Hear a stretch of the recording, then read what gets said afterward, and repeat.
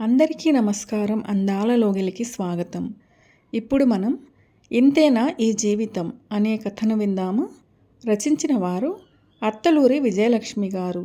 ఇక కథలోకి వెళ్తే, జానకి మంచినీళ్ళివ్వు అంటూ లోపలికి వచ్చి నీరసంగా కుర్చీలో వాలాడు ఆనంద్. టీవీలో సీరియల్ చూస్తున్న జానకి గబాల్న లేచి లోపలికి వెళ్ళి చల్లని మంచినీళ్ళు తెచ్చింది. ఆయన తాగిందాకా ఉండి ఖాళీ గ్లాసు తీసుకుని 2 క్షణాలు ఆయన వైపు చూసి మౌనంగా అక్కడి నుంచి కదిలి వంటగదిలోకి వెళ్ళిపోయి కాఫీ కలపసాగింది జానకి. ఈ మధ్య ప్రతిరోజు ఆనంద్ అలాగే నీరసంగా వస్తున్నాడు. ఆ విషయం గమనిస్తున్నా ఏమీ చేయలేని నిస్సహాయత.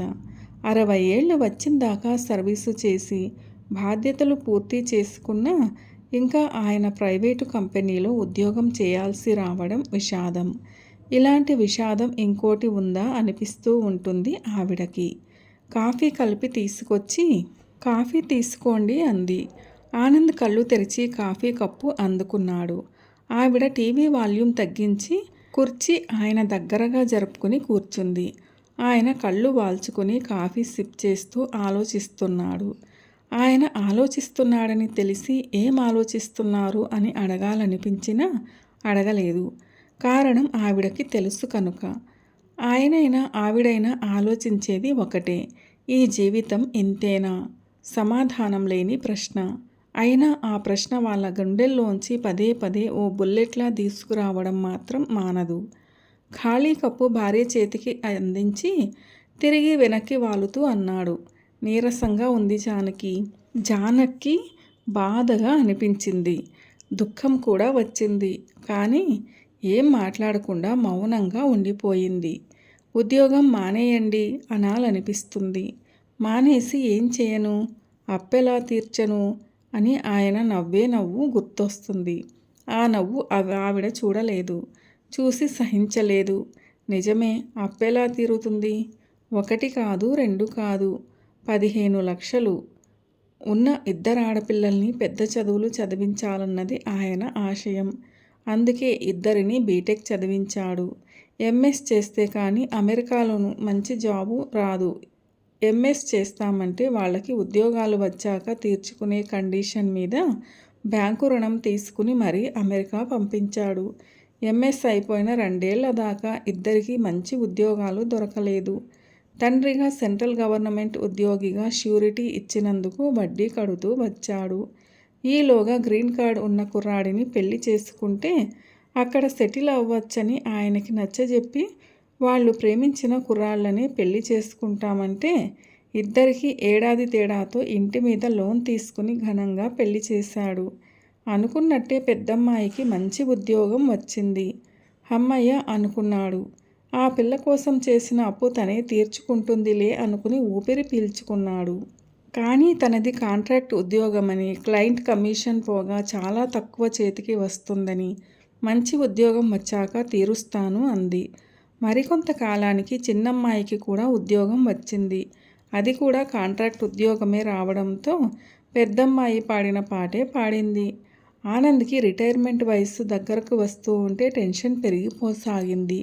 వాళ్ళ చదువు కోసం చేసిన అప్పు, ఇంటి మీద పెళ్ళిళ్ళు చేసిన అప్పు వడ్డీ కడుతున్నా ఎక్కడా తరుగుతున్న ఆనవాలు కనపడలేదు. 5 ఏళ్లు దాటినా ఎంత అప్పు తీసుకున్నాడో అంతా అలాగే కనిపిస్తోంది. రోజులు గడిచిపోతున్నా ఇద్దరిలో ఎవరూ కూడా వాళ్ళ చదువుల కోసం తీసుకున్న బ్యాంకు రుణం గురించి మాట వరుసకు కూడా ప్రస్తావన తీసుకురాకపోవడం ఆనంద్కి బాధ కన్నా ఆశ్చర్యాన్ని కలగజేయసాగింది. చూసి చూసి తనే ఓసారి గుర్తు చేశాడు. ఏమ్మా, మీ చదువుల కోసం చేసిన అప్పు తీర్చాలి, గుర్తుందా? నేను వడ్డీ కడుతున్నాను ప్రతీ నెల. తీరుద్దాం నాన్న. ఏంటో మా సంపాదనంతా ట్యాక్సులు కట్టడానికి, క్రెడిట్ కార్డు కట్టడానికి సరిపోతోంది. జీతాలు సరిపోవడం లేదు. అందుకే ఇంకా ఫ్యామిలీ కూడా ప్లాన్ చేసుకోలేదు అంది పెద్దమ్మాయి. దాదాపు చిన్న కూతురు కూడా అదే అంది. అవునేమో, దేశం కాని దేశంలో వాళ్ళ సమస్యలేంటో నాకేం తెలుసు అనుకున్నాడు. సరేలే, ముందు అప్పు తీర్చేస్తే తర్వాత సంగతి వాళ్ళే చూసుకుంటారు. లేకపోతే ఈ వడ్డీ చక్రవడ్డీ అయ్యి అసలును మించిపోయేలా ఉంది అనుకుంటూ ఇల్లమ్మి వచ్చిన డబ్బుతో 2 అప్పులు తీర్చేశాడు. మరికొంత అప్పు ఉన్నా దాదాపు తీరిపోవడంతో ఊపిరి పీల్చుకున్నాడు. అప్పు తీరింది. అద్దె ఇంట్లో బతకాల్సి వచ్చిన దురదృష్టానికి అసంతృప్తి మిగిలింది. అయినా కూతుళ్ళు తనకి ఇల్లు కొనిస్తారన్న ఆశ, నమ్మకం ఆయన్ని వదల్లేదు. ఈలోగా రిటైర్ అయిపోయాడు. ఆ సందర్భంగా కూతుళ్ళు, అల్లుళ్ళు వచ్చారు అమెరికా నుంచి.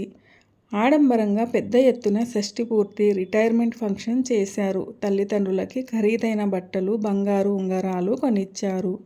బంధుమిత్రులంతా అదృష్టవంతుడివోయ్, పిల్లలు రత్నాలు అన్నారు. పొంగిపోయాడు. నా పిల్లలు నిజంగానే రత్నాలు అనుకున్నాడు. 10 రోజుల్లో ఎవరి దారిన వాళ్ళు వెళ్ళిపోతూ 2 అమ్మాయిలు తండ్రితో చిరాగ్గా అన్నారు. ఇదేమెల్లు నాన్న, అసలు బాగాలేదు. పాత ఇల్లు, ఈ బాత్రూంలేంటి, ఈ పెచ్చులు ఊడిపోతున్న గోడలేంటి, ఇలాంటి ఇంట్లో ఉండటం ఏంటి అసహ్యంగా. ఇల్లు మారండి, మంచి ప్లాట్లోకి వెళ్ళండి. నిజమే, అమెరికా పిల్లలుండే ఇల్లు కాదు. అమెరికా పిల్లల తల్లిదండ్రులంటే ఇల్లు అంతకన్నా కాదు అనుకున్నాడు. ఇంత బతుకు బతికి ఇంటెనకాల చచ్చినట్టు గెజిటెడ్ ఆఫీసర్ ఉద్యోగం చేసి కూడా గెజిటెడ్ ఆఫీసర్గా రిటైర్ అయ్యి, పైగా పుట్టిన దగ్గర నుంచి ఏనాడు అద్దె ఇంట్లో ఉండని ఆనంద్కి ఇప్పుడు ఇలాంటి అద్దె ఇంట్లో ఉండడం నామోషిగా అనిపించింది. వెంటనే రిటైర్మెంట్ బెనిఫిట్స్లో రుణం శేషం పోగా మిగిలిన 25 లక్షలకి పెన్షన్ మీద మరో 15 లక్షలు అప్పు చేసి రెండూ కలిపి ఒక అపార్ట్మెంట్ తీసుకున్నాడు. ఫలానా అపార్ట్మెంట్ తీసుకున్నాను, మీకు నచ్చిందా అంటూ పిల్లలిద్దరికీ బ్రోచర్స్ ఫోటోలు చూపించాడు. చాలా మంచి పని చేస్తున్నావు నాన్న, తప్పకుండా తీసుకో అన్నారు ఇద్దరు. నెలకి 20,000 ఈఎంఐ కట్టాలి, ఎలా తీరుస్తారు? ఆయన నిర్ణయానికి విస్తుపోతూ అడిగింది జానకి. బంగారం లాంటి 2 ఆడపిల్లల్ని అమెరికాలో పెట్టుకొని ఈ అనుమానం ఏంటి పిచ్చిదానా అన్నాడు దర్పంగా. అంటే వాళ్ళు కడతారని మీ ఆశ? వాళ్ళు సరే అన్నారా? వాళ్ళల్లో ఎవరు కడతారు? పెద్దదా, చిన్నదా? ఏమీ తెలుసుకోకుండా మీరింత సాహసం చేయడం బాగాలేదు. ముందు వాళ్ళతో మాట్లాడండి అంది జానకి. అబ్బా, నీకన్నీ అనుమానాలే జానకి. ఉన్న ఇల్లు, వాళ్ళ చదువులు, పెళ్ళిళ్ళు, తాలూకు అప్పు తీర్చడానికే అమ్మేశాను. ఆ విషయం వాళ్ళకి తెలీదా? మనం అద్దె ఇంట్లో ఉంటే వాళ్ళకి మాత్రం బాధగా ఉండదా అన్నాడు ఎంతో నమ్మకంగా. బాధ ఉండడం వేరు, బాధ్యత తీసుకోవడం వేరు. నా మాట విని రాత్రికి వాళ్ళిద్దరితో మాట్లాడండి అంది ఖచ్చితంగా. ఆవిడ పోరు పడలేక ఆ రాత్రే ఫోన్ చేసి, మీ అమ్మ ఇట్లా అంటోంది, మీ సమాధానం ఏమిటమ్మా అని అడిగాడు పెద్దమ్మాయిని. అదేంటి నాన్న, అసలు అనుమానం ఎందుకొచ్చింది అమ్మకి అంది పెద్దమ్మాయి. చూశావా నా కూతురు అన్నట్టు గర్వంగా చూశాడు. మర్నాడు చిన్నమ్మాయితో కూడా మాట్లాడి కన్ఫర్మ్ చేసుకుని 2 రోజుల్లో లోన్కి అప్లై చేయడం, ఉన్న డబ్బులో కొంత అడ్వాన్స్ ఇవ్వడం చేశాడు. త్వరలోనే ఇల్లు కొనడం, గృహప్రవేశం చేయడం జరిగింది. కూతుళ్ళకి, అల్లుళ్ళకి కొరియర్లు, ఫోటోలతో పాటు ఖరీదైన కానుకలు కూడా పంపించాడు. అప్పటికి బ్యాంక్ బ్యాలెన్స్ 1,30,000 ఉంది. నెలకి 30,000 చిల్లర పెన్షన్. మొదటి 2 నెలలు 20,000 ఈఎంఐ తనే కట్టాడు. 1,30,000 కాస్త 80,000కు చేరింది. 3వ నెల పెద్దమ్మాయికి ఫోన్ చేశాడు. 1 నెల నువ్వు, ఇంకో నెల చెల్లాయి కడతారా? చెరి సగం కడతారా? నేను ఇప్పటికే 2 నెలలు కట్టేశాను అని అడిగాడు. చెప్తాను నాన్న, ఓసారి చెల్లాయితో, ఆయనతో కూడా మాట్లాడి చెప్తాను అంది. నెల దాటినా ఇద్దరి దగ్గర నుంచి ఎలాంటి సమాధానం లేదు. మరో 23,000 తగ్గాయి. మళ్ళీ ఫోన్ చేశాడు. సారీ నాన్న, చాలా బిజీగా ఉన్నాను, ఆయనతో మాట్లాడలేదు అంది పెద్దమ్మాయి. అక్క నాతో ఈ విషయం డిస్కస్ చేయలేదు నాన్న, నేను మాట్లాడి చెప్తాలే అంది చిన్నమ్మాయి. మరో నెల గడిచింది. Bank balance చిక్కిపోతోంది. ఆనంద్లో ఆందోళన మొదలయ్యింది. ఉండబట్టలేక భార్యతో తన ఆందోళన వ్యక్తం చేశాడు. వాళ్ళు ఆడపిల్లలండి అంది జానకి. అయితే అన్నాడు. పెళ్ళయ్యాక ఆడపిల్లలు మన పిల్లలు కాదు, వాళ్ళ మీద మనకేమీ హక్కులు ఉండవు. మనకి ఏం చేయాలన్నా వాళ్ళ భర్తల అనుమతి కావాలి అంది. కానీ వాళ్ళు ఆధునిక యువతులు జానకి అన్నాడు. అమ్మాయిలు ఆధునికులు అయినా సంప్రదాయాలు ఆచారాలు ఆధునికం కాదు కదా విస్తుబోయాడు ఆనంద్. అంతేనా? జానకి అన్నట్టే జరిగింది. మేము కూడా ఇక్కడ ఇల్లు కొనాలనుకుంటున్నాం నాన్న. మేము లోన్ తీసుకోవాలిగా. పైగా మా అత్తగారు వాళ్ళు వాళ్ళ ఇల్లు రీమోడల్ చేయించాలనుకుంటున్నారు. వాళ్ళకి డబ్బు పంపాలి. ఇన్ని ఖర్చులంటే కష్టం నాన్న. చూద్దాంలే, మెల్లిగా నేను చెల్లాయి మా వాళ్ళకి తెలియకుండా అంతో ఇంతో పంపిస్తాం. ఈలోగా నువ్వు కడుతూ ఉండు అంది పెద్దమ్మాయి. నిన్ననే మేము కూడా అగ్రిమెంట్ మీద సైన్ చేశాం నాన్న. బోలెడంత అప్పు, దాదాపు 3 కోట్లు మన ఇండియన్ కరెన్సీలో. ఆయన ఇప్పటికే వాళ్ళ పేరెంట్స్కి కారు కొన్నారు, అపార్ట్మెంట్ కొన్నారు. ఇంకా నీకు పంపించడం అంటే కష్టం. ఆయన కూడా ఒప్పుకోరు అంది. స్థాణువైపోయాడు. అవమానంతో దహించుకుపోయాడు. వాళ్ళ భర్తలు వాళ్ళ తల్లిదండ్రులకి ఇల్లు కొనొచ్చు, కార్లు కొనొచ్చు. కానీ వీళ్ళు మాత్రం తనకి డబ్బు పంపడానికి భర్తల అనుమతి కావాలా? వాళ్ళు ఒప్పుకోరా? ఏంటి ఈ దౌర్భాగ్యం? తనేం పాపం చేశాడు? అదే అన్నాడు భార్యతో. ఇదేంటి జానకి? మగపిల్లల తల్లిదండ్రులు కొడుకుల దగ్గర హక్కుగా అన్నీ పొందొచ్చా? మనకి ఆ హక్కు లేదా? ఇదేం న్యాయం? న్యాయాన్యాయాల సంగతి నాకు తెలీదు కానీ ఇదే లోకరీతి. ఆడపిల్లలు పెళ్ళయ్యే వరకే మన పిల్లలు. పెళ్ళయ్యాక వాళ్ళ సంసారం, వాళ్ళ జీవితం అంతా వేరు. వాళ్ళు పరాధీనులు అంది జానకి. అదేంటి జానకి? వాళ్ళు కూడా వాళ్ళ భర్తలతో సమానంగా లక్షలు సంపాదిస్తున్నారు. మనం వాళ్ళని అప్పు చేసి అన్నీ కోల్పోయి మరీ చదివించాం. ఇవాళ మనం వాళ్ళకి పరాయి వాళ్ళమా? అందుక నేను వాళ్ళని అంత కష్టపడి ఉన్న స్థితికి తీసుకొచ్చింది. ఓదార్పుగా అతడిని దగ్గరకు తీసుకోవడం తప్ప జానకి ఏమీ చేయలేకపోయింది. ఇంతేనా ఈ జీవితం? తట్టుకోలేని మనోవేదన, భరించలేని ఆర్థిక సమస్యలు. ఆనంద్ యుద్ధ ప్రాతిపదికన ఉద్యోగ ప్రయత్నాలు చేశాడు. నెలకి 20,000 జీతంతో ఓ ప్రైవేటు కంపెనీలో అకౌంటెంట్గా ఉద్యోగం దొరికింది. కానీ చాలా దూరం వెళ్ళాలి. అయినా తప్పదు. వద్దనాలనుకుంది జానకి. కానీ కళ్ళ ముందు అప్పులు కనిపిస్తుంటే ఎలా అనగలదు? 7 నెలలైంది. మనోవేదన, వయస్సు అనుమతించని శారీరక శ్రమ. ఆనంద్ ఆరోగ్యంలో మార్పులొస్తున్నాయి. రోజు రోజుకి నీరసిస్తున్నాడు. మధ్య మధ్య ఆగని దగ్గు, నడుము నొప్పి. అతని పరిస్థితి చూస్తుంటే జానకి కన్నీళ్లు ఆగలేదు. బలవంతంగా దుఃఖం అణుచుకుని నడుంకి ఏదన్నా బామ్ రాయనా అంది మృదువుగా. ఆయన ఉచ్ అంటూ పక్కకి తిరిగాడు. రండి, కుర్చీలో ఎందుకు, లోపల పడుకుందురుగాని అంది. ఓపిక లేదు జానకి, కాసేపు ఇలాగే ఉండని. ఒకేసారి డిన్నర్ అయ్యాక లోపలికి వస్తాను అన్నాడు. జానకి లోపలికి వెళ్ళి చపాతీలకి పిండి తడిపింది. ఫ్రిడ్జ్లో తరిగి ఉంచిన ఆకుకూర తీసి కూర పోపేసింది.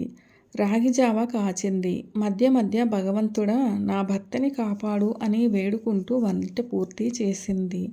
సమయం 8:30. ఆనంద్ ఎప్పుడు నిద్రలోకి జారుకున్నాడో అతని దగ్గరకు వచ్చేసరికి గాఢ నిద్రలో ఉన్నాడు. లేపాలని అనిపించలేదు. ఈయనకి తిండి కన్నా విశ్రాంతి ముఖ్యం అనుకుంది. కానీ తిరిగి తెల్లవారి ఆఫీస్కు వెళ్ళాలి కాబట్టి తిండి కూడా ముఖ్యమే, అవసరం అనుకుంది.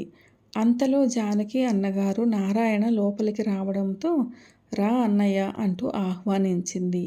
అక్కడికి కొంచెం దూరంలో అతని ఇల్లు. వారానికి 2 సార్లు వచ్చి ఆప్యాయంగా పలకరించి మంచి చెడు మాట్లాడి వెళ్తూ ఉంటాడు. ఏమ్మా, వేళ కాని వేళ పడుకున్నాడేంటి బావా అని అడిగాడు. ఆఫీస్ నుంచి అలసిపోయి వచ్చారు, పడుకున్నారు అంది జానకి. ఏం ఆఫీసో, ఇంతకాలం చేసింది చాలేదా? ఎందుకమ్మా ఈ వయసులో కృష్ణారామ అనుకుంటూ కాలక్షేపం చేయక? అదోలా నవ్వింది జానకి.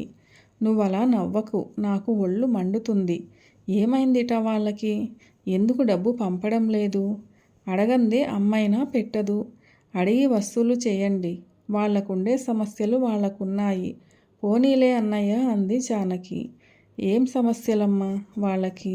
ఇల్లు కొనుక్కోవడమేగా. వాళ్ళ అప్పులు కోట్లల్లో ఉంటాయి. దాని ముందు మీ అప్పెంత?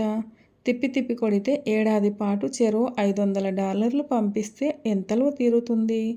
అంత ఎక్కడి నుంచి తెస్తారన్నయ్య ఆడపిల్లలు? ఏంటమ్మా ఆడపిల్లలు? ఆడపిల్లలని చదువులు చెప్పించకుండా వదిలేశావా? నీ రెండో అల్లుడు తల్లిదండ్రులకి ఎన్నోవా కారు కొనిచ్చాడు. ఆ మధ్య భువనగిరి దగ్గర 500 గజాల స్థలం కొన్నారు. ఆయన రిటైర్ అయ్యాడు. మీ ఆయన కన్నా చిన్న ఉద్యోగమే. ఇవన్నీ ఎలా వస్తున్నాయి వాళ్ళకి? అవన్నీ మనం అడగగలమా అన్నయ్య? మన సంస్కృతి సంప్రదాయాలు ఆడపిల్లల సొమ్ము తినకూడదనిగా చెబుతున్నాయి. గాడిద గుడ్డేం కాదు. ఏ ఆడపిల్లని వాళ్ళని సరిగా పెంచలేదా? ఏం లోటు చేశారు? ఈ రోజుల్లో ఆడా మగ తేడాలేం లేవు. హక్కులు ఇద్దరికీ ఉన్నప్పుడు బాధ్యతలు కూడా ఇద్దరూ పంచుకోవాలి. అయినా కొడుకైనా కూతుళ్ళైనా మీకు ఉన్నది వాళ్ళే. మీ కష్టసుఖాలు వాళ్ళు కాక ఎవరు చూస్తారు? అంతా మీ చేతకానితనంలే. ఫోన్ నెంబర్ ఇవ్వు, జాడిస్తానిద్దరిని. ఏం ఇల్లు మీరు కరిగించుకుని తింటారా? కట్టుకుపోతారా? మీ తదనంతరం వాళ్ళకేగా దక్కేది. ఆ జ్ఞానం వాళ్ళకన్నా ఉండాలి, వాళ్ళ భర్తల కన్నా ఉండాలి. ఆవేశంగా అంటున్న నారాయణ వైపు ప్రాధేయపూర్వకంగా చూస్తూ నెమ్మదిగా అంది జానకి. పోనీ అన్నయ్య, వదిలేయ్. రేపు శనివారం తీరుబడిగా ఉంటారుగా, అప్పుడు నేను మాట్లాడతాలే. అసలే ఆయన మనోవ్యాధితో ఉన్నారు. ప్లీజ్. 2 చేతులు జోడించిన చెల్లెలి వైపు బాధగా చూశాడు నారాయణ. సరేలే, వెళ్ళొస్తాను మరి అంటూ లేవబోతున్న నారాయణ ఆనంద్ ఆవలిస్తూ లేవడంతో తిరిగి కూర్చున్నాడు. ఎంతసేపయింది నారాయణ వచ్చి అడిగాడు. 10 నిమిషాలేలే. ఏంటి ఎటుగాని వేళ పడుకున్నారు అని అడిగాడు నారాయణ. బాగా అలసిపోయాను. చాలాసేపు పడుకున్నానా జానకి అడిగాడు. లేదులేండి, లేచి మొహం కడుక్కోండి, కాస్త అలసట తీరుతుంది అంది జానకి. వెళ్తున్నా అంటూ లేచిన నారాయణతో భోంచేసి వెళ్ళన్నయ్యా అంది. లేదులేమ్మా, మీ వదిన వంట చేసి ఉంటుందిగా, తినకపోతే గొడవ చేస్తుంది. వస్తాను మరి. వస్తాను బావగారు అంటూ నారాయణ వెళ్ళిపోయాడు. జానకి నిట్టూర్చింది. ఆడపిల్లలకి పుట్టింటి మీద ఎప్పటికీ సర్వాధికారాలు ఉంటాయి, కానీ పుట్టింటి వారి పట్ల బాధ్యతలు ఉండవు. ఆడపిల్లల సంపాదన పుట్టింటి వాళ్ళు ఆశించకూడదు. ఇది న్యాయమేనా అన్న ఆలోచన కూడా ఆడపిల్లల తల్లిదండ్రులకి రాకూడదు. మరో 10 రోజులు గడిచాయి. ఆనంద్ ఆ రోజు ఆఫీసు నుంచి 104 డిగ్రీల టెంపరేచర్తో వచ్చాడు. జానకి ఆందోళనకి అంతు లేకుండా పోయింది. వడలిపోయి వచ్చిన భర్త ఒంటి మీద చేయి వేసేసరికి అప్పుడే అట్లు వేసిన పెనంలా మండిపోతోంది. గబగబా నారాయణకి ఫోన్ చేసి డాక్టర్ని తీసుకురమ్మని ఆనంద్ని పడుకోబెట్టి తడిగుడ్డతో ఒళ్ళు తుడిచింది. నారాయణ డాక్టర్ని తీసుకొచ్చాడు. వైరల్ ఫీవర్ అని ఇంజెక్షన్ చేసి మందులు రాసిచ్చారు. నారాయణ మందులు, గ్లూకోజ్ వగైరా తీసుకొచ్చి ఆనంద్ పరిస్థితికి కళ్ళంబడి నీళ్లు తిరుగుతుంటే అక్కడి నుంచి వెళ్ళిపోయాడు. 3 రోజులు దాటినా జ్వరం తగ్గలేదు. జానకి నిద్రాహారాలు మాని చూసుకుంటోంది భర్తని. నారాయణ 2 పూటల వచ్చి చూసి వెళ్తున్నాడు. 4వ రోజు ఆనంద్ మూసిన కన్ను తెరవలేదు. అప్పటి వరకు గంభీరంగా ఉన్న జానకి గట్లు తెగిన గోదావరి అయింది. నారాయణ అంబులెన్స్ తీసుకొచ్చి ఆనంద్ని హాస్పిటల్కి తీసుకెళ్లాడు. పరిస్థితి సీరియస్గా ఉందని ఐసీయూలో పెట్టారు. నారాయణ ఆ రాత్రే మేనకోడలిద్దరికీ ఫోన్ చేసి విషయం చెప్పాడు. ఇద్దరూ ఫోన్లోని బోరుమన్నారు. మావయ్య, నాన్నని మంచి హాస్పిటల్లో చూపించు అన్నారు ఏడుస్తూ. తెల్లారేసరికి ఆనంద్ శాశ్వతంగా సెలవు తీసుకున్నాడు. కన్నీళ్ళకి ఆకారం వస్తే జానకిలా ఉంటుందేమో అని అనిపించింది. పిల్లలకి ఫోన్లు వెళ్ళాయి. 3వ రోజుకి అందరూ వచ్చారు. యథావిధిగా జరగాల్సిన కార్యక్రమాలు జరిగాయి. వాళ్ళు వెళ్లే రోజు దగ్గరకు వచ్చింది. నారాయణ మేనకోడళ్ళని వాళ్ళ భర్తల్ని సమావేశపరిచాడు. మీ నాన్న మీ చదువుల కోసం, పెళ్ళిళ్ళ కోసం చేసిన అప్పులు ఇల్లమ్మి తీర్చాడు తెలుసా అడిగాడు. ఆడపిల్లలు మాట్లాడలేదు, కళ్ళు తుడుచుకున్నారు. అల్లుళ్ళు తల పంకించారు. రిటైర్మెంట్ బెనిఫిట్స్ బ్యాంకులో వేసుకుని ఆ వడ్డీతో తన పెన్షన్తో చీకు చింత లేకుండా బతకాల్సిన వయసులో ఉన్న డబ్బుకి మరింత అప్పు చేసి ఇల్లు కొనుక్కొని ఆ అప్పు తీర్చడం కోసం మళ్ళీ ఉద్యోగం చేశాడు తెలుసా? అడిగాడు నారాయణ సూటిగా చూస్తూ. అవును, అదే చాలా తప్పు చేశాడు నాన్న, తొందరపడ్డాడు అంది పెద్దమ్మాయి. అసలు ఈ వయసులో మళ్ళీ ఉద్యోగం చేయడం ఏంటి నాన్న? అమ్మైనా వద్దని చెప్పాల్సింది అంది చిన్నమ్మాయి. మామయ్య గారు తప్పు చేశారు. హాయిగా వడ్డీ పెన్షన్ కలిపి మంచి ఇల్లు అద్దెకు తీసుకుని ఎంజాయ్ చేయాల్సింది. అనవసరంగా ఈ వయసులో లోను తీసుకోవడం, అది తీర్చడానికి అవస్థపడటం రాంగ్ డెసిషన్ అన్నారు అల్లుళ్ళు.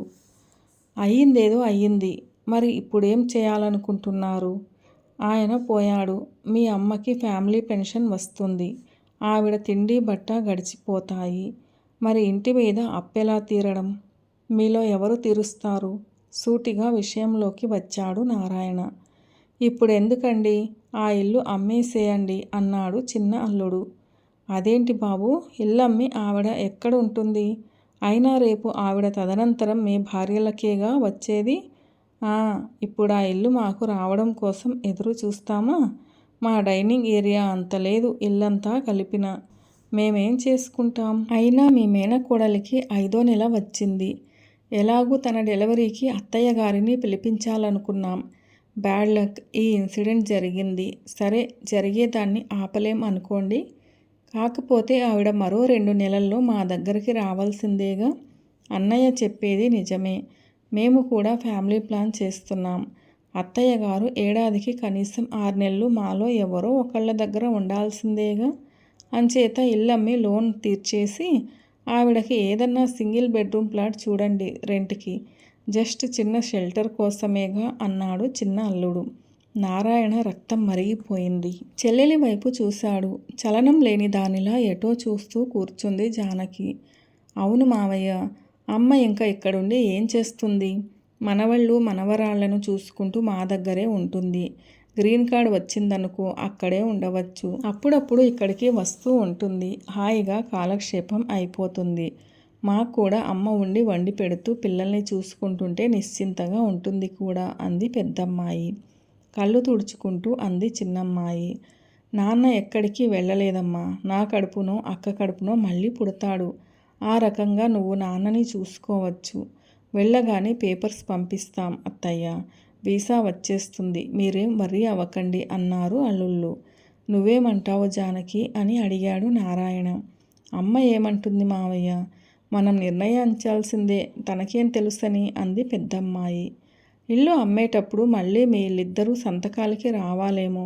ఇప్పుడే ఆ సంతకాలేవో తీసుకోండి బాబాయి గారు అన్నాడు చిన్న అల్లుడు. నిజమే, తండ్రి ఆస్తి కదా. అమ్మాయిలంటే ఆడపిల్లలు సంతకాలు చేయాలి. అందులో వీళ్ళకి భాగం ఉంటుందిగా అన్నాడు పెద్దల్లుడు. అలా అయితే డాక్యుమెంట్స్ తెప్పించు మావయ్య, ఓ పనైపోతుంది అన్నారు కూతుళ్ళిద్దరూ. నారాయణ జానకి వైపు చూశాడు. ఆమె నిశ్చలంగా అలాగే కదలకుండా కూర్చుంది. చేసేది లేక నారాయణ మర్నాడు లాయర్ని కలిసి పరిస్థితి తెలియచేశాడు. ఇల్లు అమ్మాలంటే ఆడపిల్లల సంతకాలు చేయాలండి అన్నారాయన. డాక్యుమెంట్స్ రెడీ చేయించి ఆయన్ని కూడా వెంట పెట్టుకుని వచ్చాడు నారాయణ. మళ్ళీ అందరూ సమావేశమయ్యారు. ఏమ్మా, ఈ నిర్ణయం మీకు అంగీకారమేనా అడిగాడు లాయర్ జానకిని ఉద్దేశించి. ఆవిడ ఏం మాట్లాడకుండా కూతుళ్ల వైపు చూసింది. ఇల్లు అమ్మడం ఇన్ఎవిటబుల్, అదే సొల్యూషన్ అంది పెద్ద కూతురు. ఆవిడ కూడా ఓ మాట చెప్పాలమ్మా అన్నాడు లాయర్. చెప్పమ్మా మృదువుగా అంది పెద్ద కూతురు మళ్ళీ. అల్లుళ్ళు ఆవిడ వైపు అసహనంగా చూశారు. ఈవిడ మాట్లాడదేం అన్నట్లు. జానకి నెమ్మదిగా అంది. ఇల్లు అమ్మద్దన్నయ్యా. ఒక్కసారి పెద్ద విస్ఫోటనం జరిగినట్టు చూశారు కూతుళ్ళు అల్లుళ్ళు. ఏమ్మా ఆశ్చర్యంగా అడిగాడు నారాయణ. ఎందుకని? ఒక విధంగా ఆయనకి ఆవిడ మాట చెప్పలేనంత ఆనందం కలిగించింది. ఈ పిచ్చిది కూతుళ్ళు ఏం చెబితే అదే చేస్తుందేమో అని టెన్షన్ పడ్డాడు. అవునన్నయ్య, ఇల్లు అమ్మవద్దు మరోసారి నెమ్మదిగా అయినా దృఢంగా అంది. అప్పెలా తీరుస్తావమ్మా? అయినా ఏం చేసుకుంటావా ఇల్లు? నువ్వేం ఇక్కడ ఉండిపోతావా? ఎలాగా 2 నెలల్లో నా దగ్గరకు రావాలిగా అంది పెద్ద కూతురు అసహనంగా. తల అడ్డంగా ఊపుతూ అంది జానకి. లేదమ్మా, నేనెక్కడికి రాను, ఇక్కడే ఉంటాను, ఈ ఇంట్లోనే ఉంటాను. అప్పు ఎలా తీర్చాలి అనేది నా సమస్య కాబట్టి దాని గురించి తర్వాత ఆలోచిస్తాను. ఏంటి, మా దగ్గరకు రావా? మరి మా పిల్లల్ని ఎవరు చూస్తారు? విస్తుబోతూ అడిగారు కూతుళ్ళు. ఆవిడ అదోలా నవ్వింది. మీ దగ్గర బోలెడు డబ్బుంది. డబ్బు ఇస్తే ఎంతోమంది ఆయాలు దొరుకుతారు. ఇండియా నుంచి కేర్ టేకర్స్గా చాలామంది మీ దేశాలకు వస్తున్నారని విన్నాను. పిలిపించుకోండి. నేను మాత్రం రాను. చాలు, ఇప్పటిదాకా చేసింది చాలు. మీకోసం బతికాం, మీకోసం నవ్వాం, మీకోసం ఏడ్చాం, అన్నీ మీకోసమే చేశాం. అలా చేసి చేసి ఆయన వెళ్ళిపోయారు. ఆమె స్వరం వణికింది. కానీ నేను ఈ రోజు నుంచి కాదు, ఈ క్షణం నుంచి నా కోసం బతుకుతాను. సమస్య నాది, పరిష్కారం కూడా నాది. మీరెవ్వరూ నా కోసం బాధపడకండి. ఆడపిల్లలైన ఉన్నత చదువులు చదువుకుని ఆత్మవిశ్వాసంతో, ఆత్మాభిమానంతో, స్వతంత్ర భావాలతో, ఉన్నతమైన వ్యక్తిత్వంతో బతకాలని నా భర్త మిమ్మల్ని శక్తికి మించి చదివించారు. మీ మీద నమ్మకంతో మీరు తీసుకున్న అప్పుకి తనే సెక్యూరిటీ సంతకం చేశారు. ఆ అప్పు తీర్చే బాధ్యత మాది అని మీరు బ్యాంకు అధికారులతో చెబితే అందుకు నేను హామీ అంటూ భరోసా సంతకం చేశారు. అదే ఆయన పాలిట శాపం అయ్యింది. కళ్ళు తుడుచుకుంటూ లాయర్ వైపు తిరిగింది జానకి. లాయర్ గారు, ఆస్తి హక్కులో ఆడపిల్లలు కూడా సమభాగం ఉండాలని మీ చట్టం. బాధ్యతల్లో సమానత్వం ఉండాలని చెప్పలేదా? లాయర్ తెల్లబోయి చూశాడు. ఒకవేళ అలాంటి చట్టం ఉంటే అదేమిటో ఐపీసీ సెక్షన్తో సహా వీళ్ళకి చెప్పండి. నా కోసం కాదు, భవిష్యత్తులో వీళ్ళకి అవసరం వస్తుందేమో, అందుకే దయచేసి చెప్పండి. వెక్కిళ్ళు అడ్డుపడగా 2 చేతుల్లో మొహం దాచుకుని లోపలికి వెళ్ళిపోయింది జానకి. తన మొహంలో, కళ్ళల్లో వెల్లివిరుస్తున్న వెలుగు ఎవరికీ కనిపించకుండా మొహం తిప్పుకున్నాడు నారాయణ. నిర్ఘాంతపోయి చూస్తున్న ఆడపిల్లల చేతుల్లోంచి డాక్యుమెంట్స్ తీసుకుని బయటికి నడిచాడు లాయర్. అత్తలూరి విజయలక్ష్మి గారు రచించిన ఇంతేనా ఈ జీవితం అనే ఈ కథ ఎలా అనిపించింది మీకు? నచ్చిందా? నచ్చినట్లయితే వీడియోను లైక్ చేయండి, మీ ప్రియమైన వారందరికీ షేర్ చేయండి. అలాగే మన ఛానల్ను సబ్స్క్రైబ్ చేసుకోవడం అస్సలు మర్చిపోవద్దు. వీడియోను చివరిదాకా చూసి కథను పూర్తిగా విన్నందుకు ధన్యవాదాలు. ఈ కథపై మీ విలువైన అభిప్రాయాలను తప్పకుండా కామెంట్ సెక్షన్లో తెలియచేయగలరు. See you all in another video. Till then, keep smiling and be happy. A very special thanks to the story writer for this wonderful and amazing story.